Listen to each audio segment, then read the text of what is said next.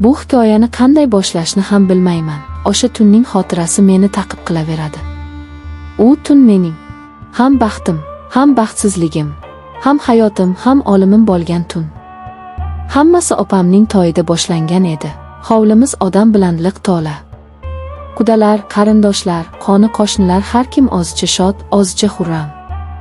Karnay-surnay ovozi, xonandalarning goh shoh, goh mungli ashulalari bir-biriga qorishib ketardi. Men esa bu shovqin-suron ichida go'yo bir ozim edim. Odamlar orasida yurar, kulimsirar, kim bilandir gaplashar edim-u, ammo xayolim butunlay boshqa yerda edi. Xayolim hovlimizning narigi burchagida oz tengqurlari bilan suhbatlashib turgan ikki yigitda edi. Aziz va Mansur, mening xolavachchalarim, mening ikki yuragimni birdek larzaga solgan ikki yigit. Aziz, uning nigohlari olov edi. U bilan gaplashganimda sozlarim ham, o'zim ham adashib qolardim. Uning yonida o'zimni ojiz, ayni paytda esa butun dunyoni zabt etishga qodirdek his qilardim. Uning kulgusi ham boshqacha edi, jarangdor, dadil. Mansur esa uning aksi edi. Uning ko'zlari chuqur, sokin, ammo ichida nimalar yashiringanini hech kim bilmasdi. U kamgap edi, ammo har bir so'zi oqdek edi. Ular ikkisi bir-birini to'ldirib turadigan ikki olam edi. Meni esa bu ikki olam birdek o'ziga tortardi. Qaysi biriga talpinsam, ikkinchisidan uzoqlashayotgandek tuyulardim. Bu tuyg'u meni ich-ichimdan yemirardi. To'y avjida, odamlar davrada raqsga tushardi. Kimdir menga ham ishora qildi, lekin men boshimni chayqab hovlining chetroqiga borib turdim. Nega bir ozing turibsan? Bu ovozdan seskanib ketdim. Yonimga qachon kelib ulgurganini sezmay ham qolibman. Bu Aziz edi. Uning o'sha olovli nigohlari menga tikilib turardi. Shunchaki, charchadim dedim. Aslida esa charchamagan edim, aksincha, butun vujudimda tushunarsiz bir quvvat josh urardi. Charchadim dema, dedi u ovozini biroz pasaytirib. Sendek qiz charchamaydi. Sen olovga o'xshaysan, yoqasan, kuydirasan, lekin hech qachon ochmaysan. Uning bu so'zlaridan yuzimga qon yugurdi. Nima deyishni bilmay qoldim. U esa tobora yaqinlashardi. Bilasanmi, men seni qanchadan beri kuzatib yurganimni, dedi u. Har safar ko'rganimda aqlimdan ozay deyman. Nega buncha go'zalsan? Uning qo'li yelkamga tegishi bilan butun tanamga tok urgandek bo'ldi. Qarshilik qilishga na kuchim, na xohishim bor edi. Aksincha, butun vujudim shu lahzani qanchalar kutganini anglab yetdim. Uning nigohlariga tik qaradim. Uning ko'zlarida o'zimning aksimni emas, balki olovni ko'rdim. Meni o'z domiga tortayotgan ulkan bir gulxanni. Shu payt orqadan kimdir keldi. Ikkimiz ham chochib tushdik. O'girilib qarasam, Mansur. U bizga qarab turardi. Uning yuzida na hayrat, na g'azab alomatlari bor edi. Bir muddat uchalamiz ham jim qoldik. Faqat uzoqdan kelayotgan musiqa ovozigina bu holatni buzib turardi. Men nima bo'lishini kutib dahshatga tushdim. Hozir janjal boshlanadi deb o'yladim.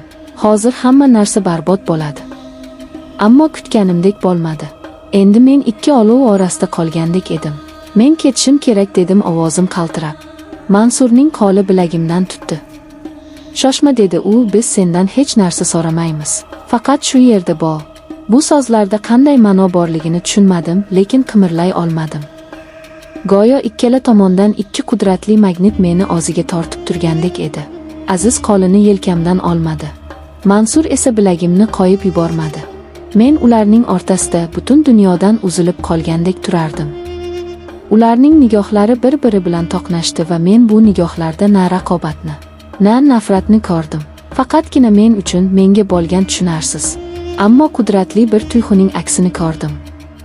Yuringlar, dedi Aziz bir payt o'rnidan turib. Bu yerda shovqin. U qo'limdan tutib meni yetakladi. Rustam ham bizga ergashdi. Qayoqqa ketayotganimizni so'ramadim. So'rashga hojat yo'q edi. Men shunchaki ularga ergashdim. Biz hovlining eng chekkasidagi eski omborxonaga kirdik. Bu yerga odatda hech kim kirmasdi. Ichkarida eski-tuski narsalar, qoplar taxlab qo'yilgandi. Havoda chang va quruq yog'och hidi kelib turardi. Aziz eshikni ichkaridan yopdi. Ichkariga derazadan tushayotgan yulduzlar nuri xira-shira yorug'lik berib turardi. Shu yorug'likda men ularning yuzlariga qaradim. Ikkalasining ham nigohi menga qadalgan edi. Bu nigohlarda iltijo, ehtiros, mehr va yana allanimalar bor edi. Men nima bo'lishini bilar edim va men bunga tayyor edim. Yo'q, men bunga tayyor emas. Men buni xohlayotgan edim. Butun vujudim bilan, butun borlig'im bilan shu lahzani istayotgan edim. Bu tunning qolgan qismi tush kabi o'tdi. Tushunarsiz, chalkash, ammo aql bovar qilmas darajada hayajonli va shirin bir tush. Men go'yo ikki xil musiqani bir vaqtning o'zida tinglayotgandek edim.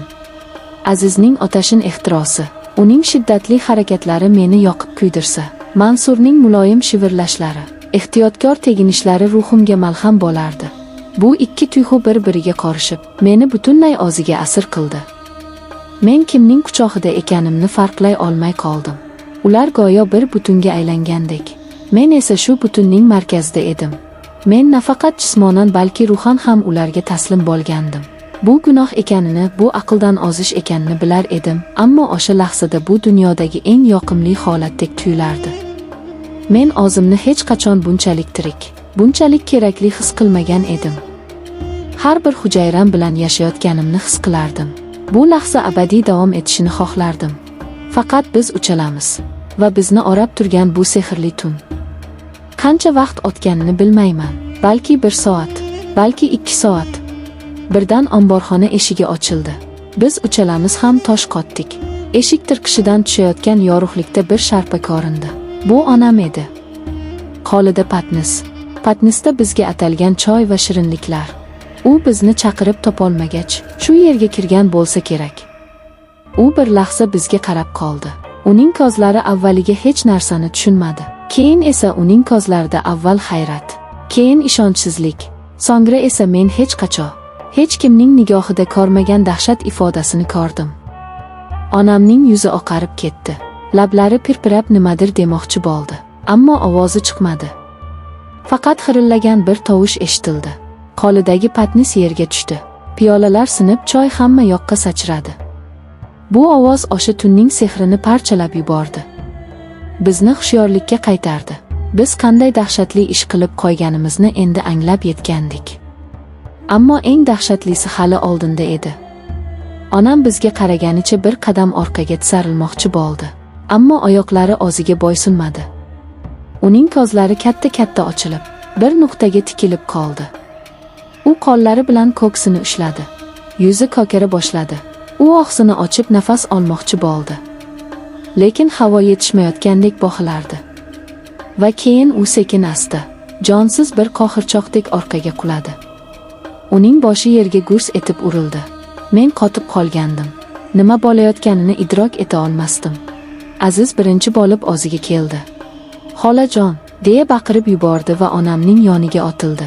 Mansur ham yugurdi. Men esa joyimdan qimirlay olmadim.